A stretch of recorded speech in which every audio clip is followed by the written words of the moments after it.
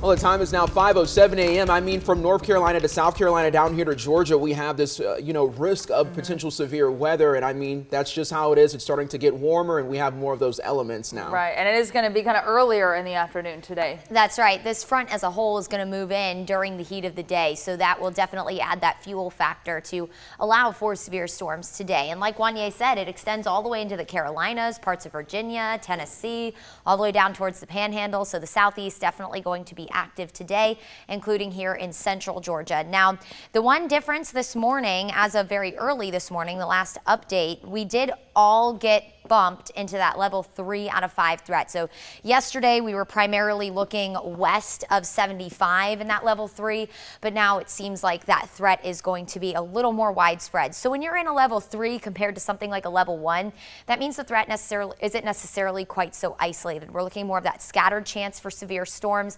And what we're still looking at, this thing that has stayed the same, or the piece of information that's remained the same, damaging straight line wind gusts upwards of 60 miles per hour in severe storms, 40 to 50 in strong storms, which is still very dangerous. That's going to be our primary threat.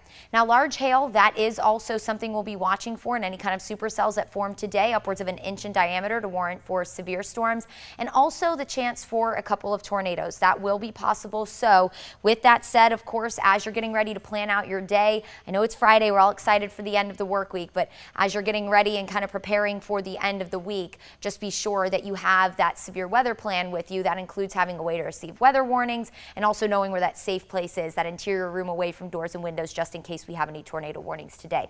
Right now, all the rain is out to our western parts of Alabama and moving up towards the Carolinas as we wait for our weather system that is going to bring that trailing front through our area. I've been watching the Panhandle this morning. It seems like parts of coastal Alabama and the Pensacola area in Florida has been receiving severe weather already this morning, or the Mobile, Alabama area, that's more so like it. But either way, severe thunderstorm warning down there right now. They've had a tornado warning already this morning, and we're going to keep an eye on the progression of this front. We've seen it happen before, but it seems like the models are in pretty good idea of where this is setting up right now. So that's good news that it's got the timing figured out right now, but this could speed up. So you're going to want to stay weather aware all day long, as that's definitely not out of the question. We've seen it happen before. But as we head through the morning, just expect the chance for maybe some light rain. That's going to about do it. As we head towards lunchtime, we'll be watching for these little discrete cells out ahead of it. It's the tiny but mighty ones you have to watch sometimes when it comes to these weather systems out ahead of our front. So by noon, we'll have all eyes on our western counties. And then as this front moves through, notice looking a little different than last night if you were watching the weather. It's not quite so together, but that could means that we're watching for those more isolated supercells rather than that straight line damaging wind gust threat when the front holds together. So again, these little cells we'll be keeping an eye on as we head towards 1 o'clock. 2, 3, this is the time students will be heading on the bus to get home from school today. Just something to keep in mind.